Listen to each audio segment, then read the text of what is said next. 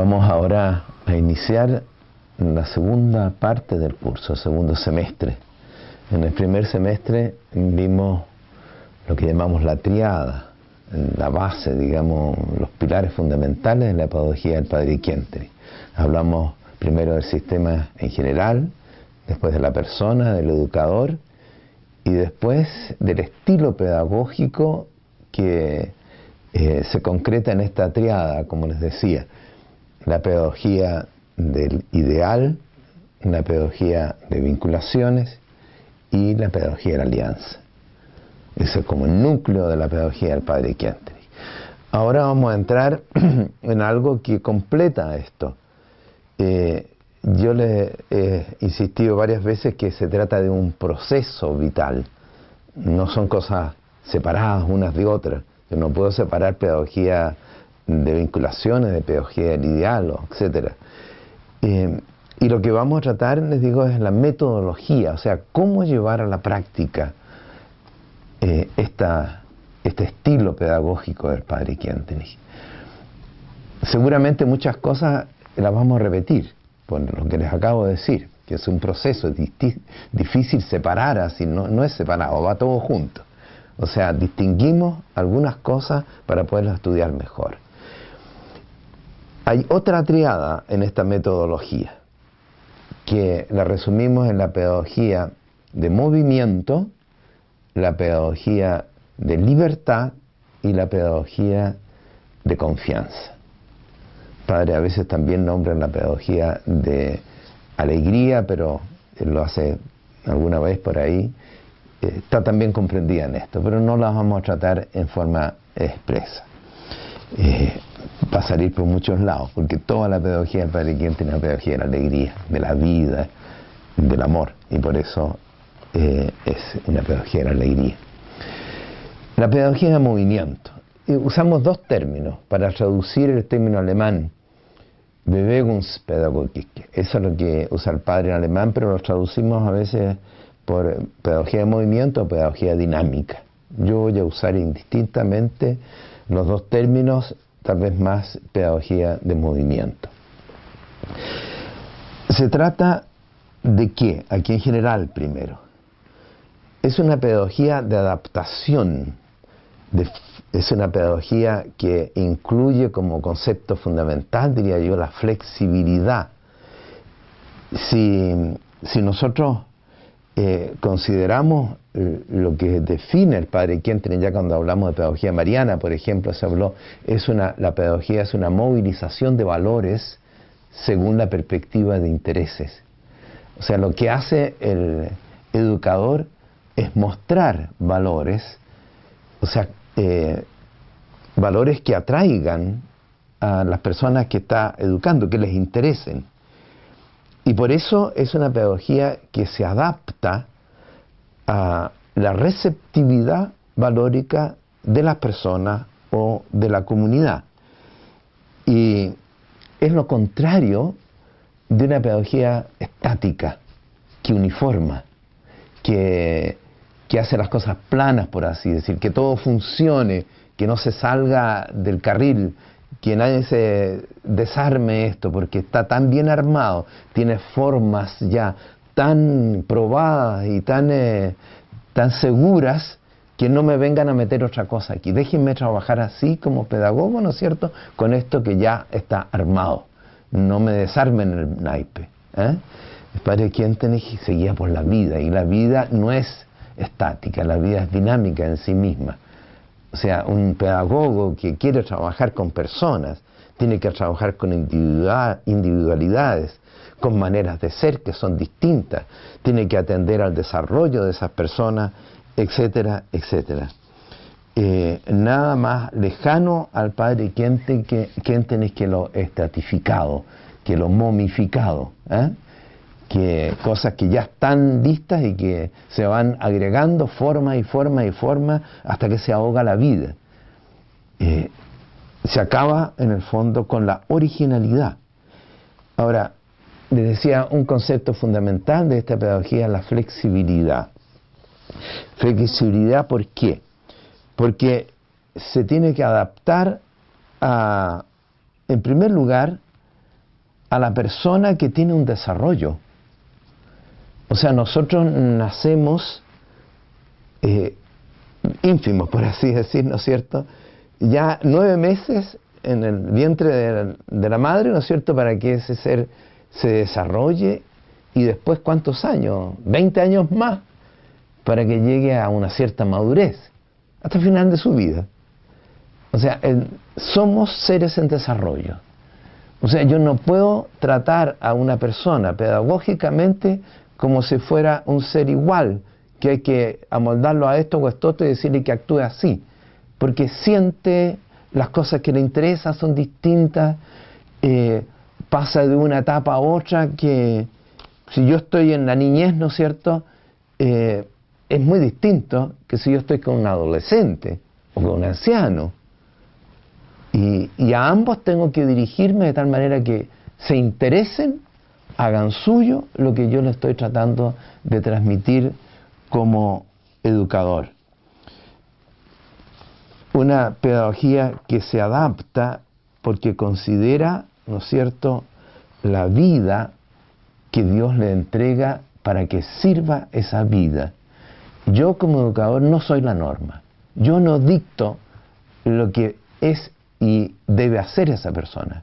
Dios lo señala por lo que Él ha hecho con el ser humano y por lo que Él hace con esta persona en concreto, o con esta comunidad.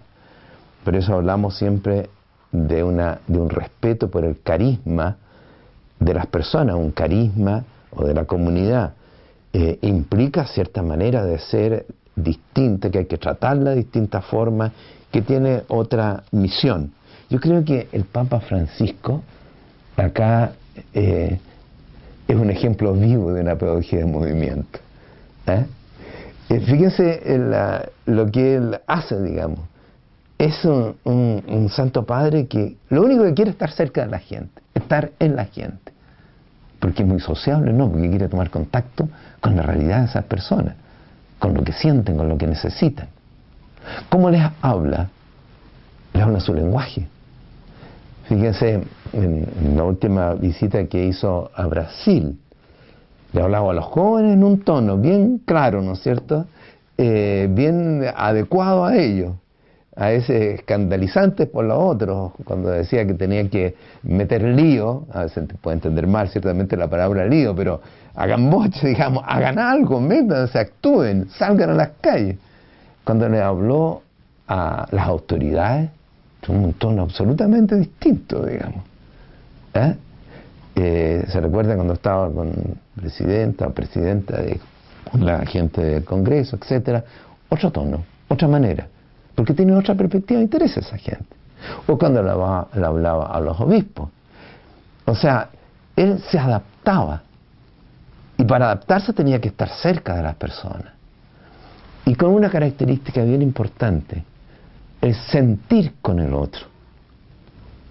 Hacía suyo, si iba a una favela, ¿no es cierto?, hacía suya la realidad de esa gente pobre, ¿no es cierto?, a veces en condiciones infrahumanas, y les hablaba en su lenguaje para ellos.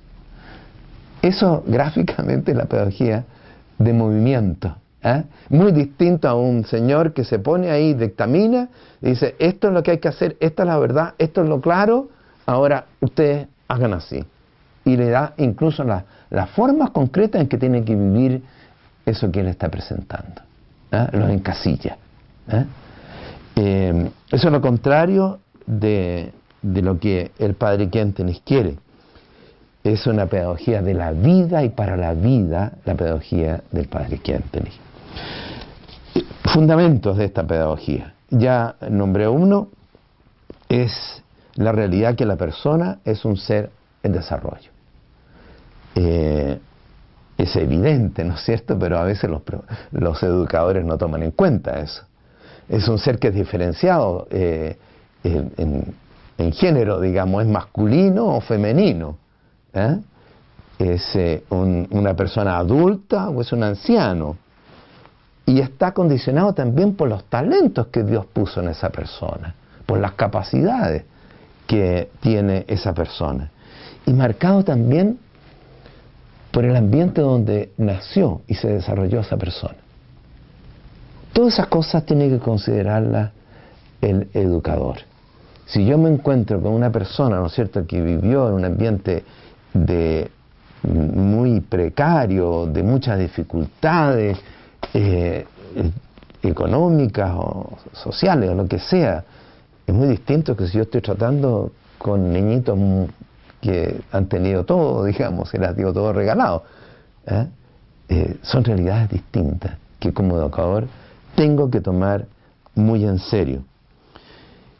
Por otra parte, es muy importante para el padre Kentenich, y decisivo, diría yo, porque lo otro de alguna manera es comprensible para todo el mundo, es que esta persona a la cual tengo que educar, o esta comunidad a la cual sirvo, está condicionada por la cultura en la cual está inmerso.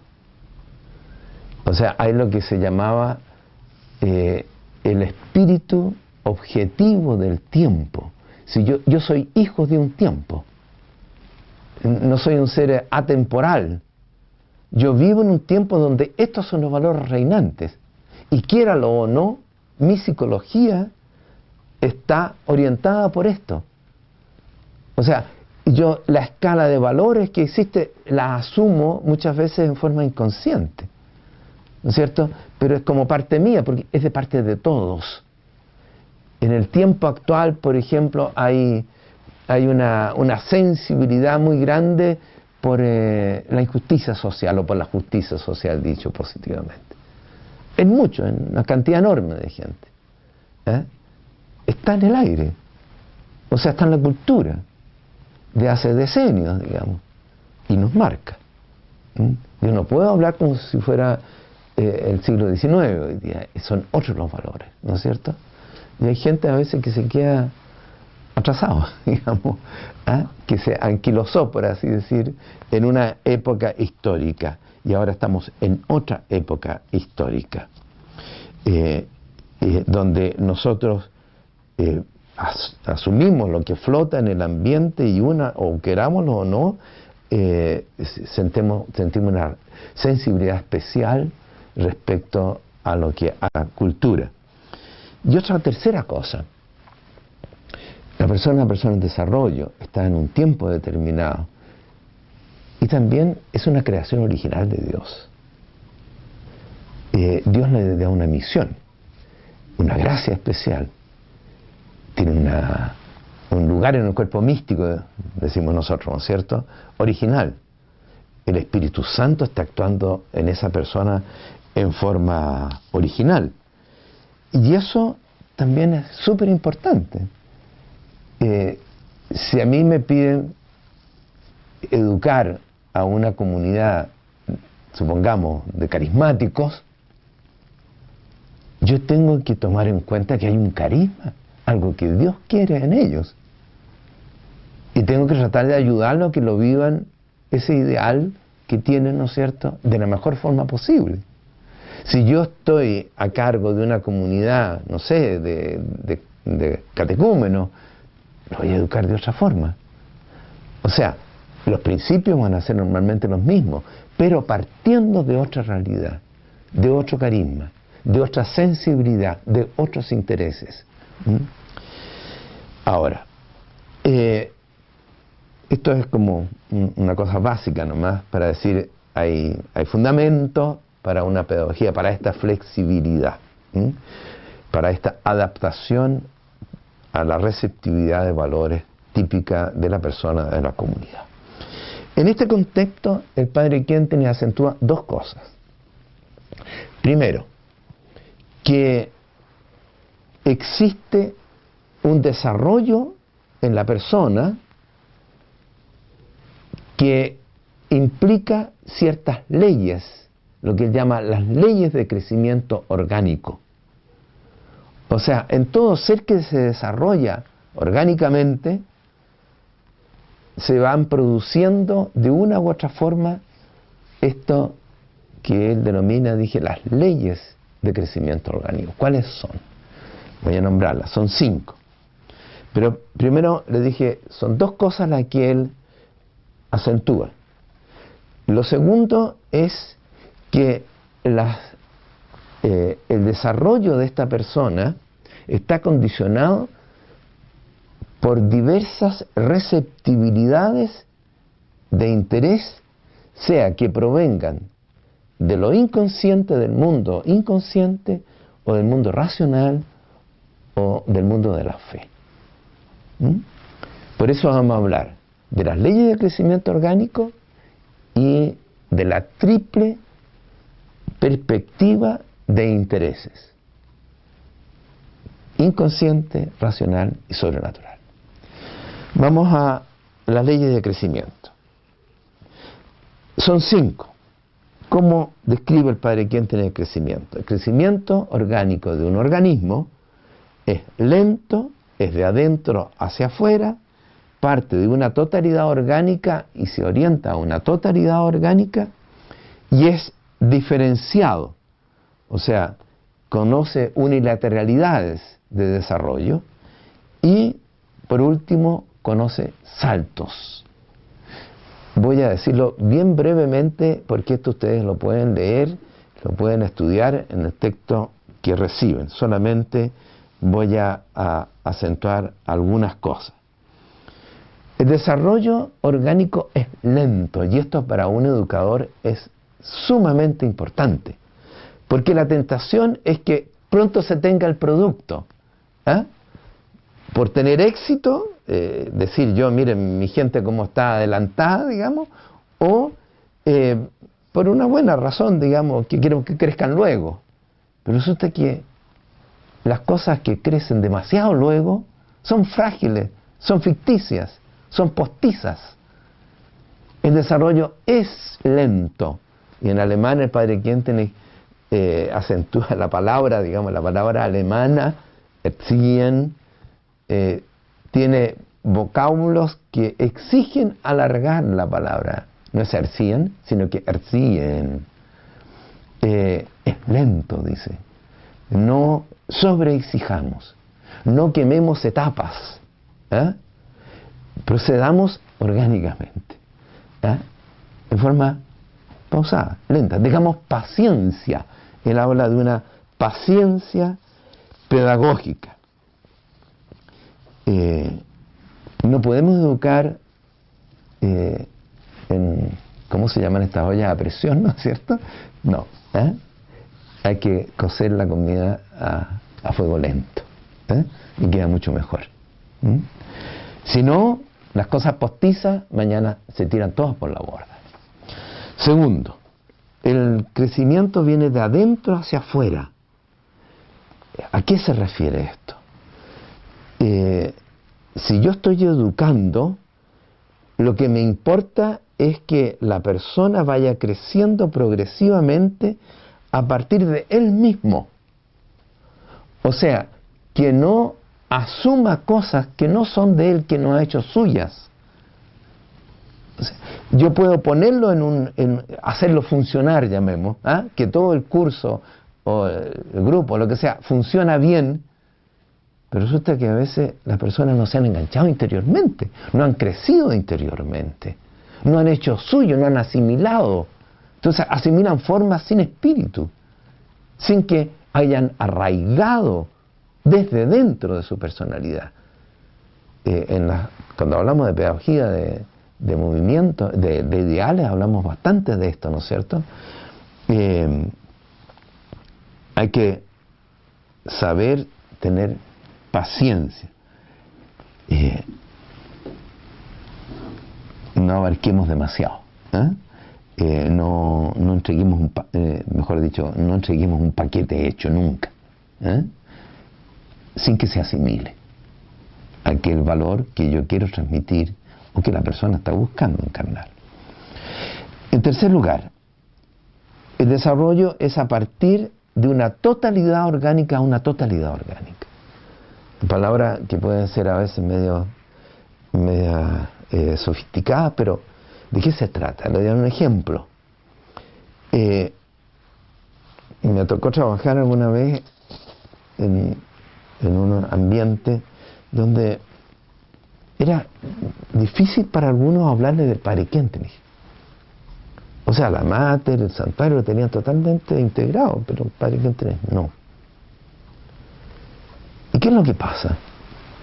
Si yo tengo un grupo, estoy tomando el caso de Schoenstatt ahora, ¿no es cierto? Y no nombro desde el inicio, desde que entran a ver qué es esto de Schoenstatt, y de una u otra forma no captan que hay un personaje que es fundador de acá,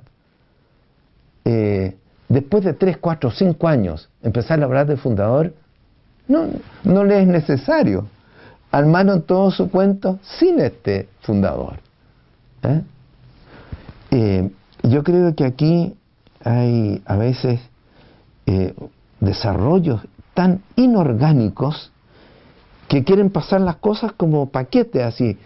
Esto, empezamos aquí en este año esto, en este año esto otro, en este año esto otro, sin que estén cosas transversales en el desarrollo.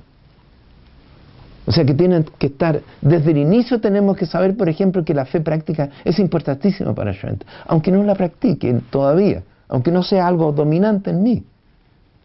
Pero ya cuando me toque crecer en eso y se me dé la realidad pedagógica que es posible hacerlo, entonces nosotros tenemos que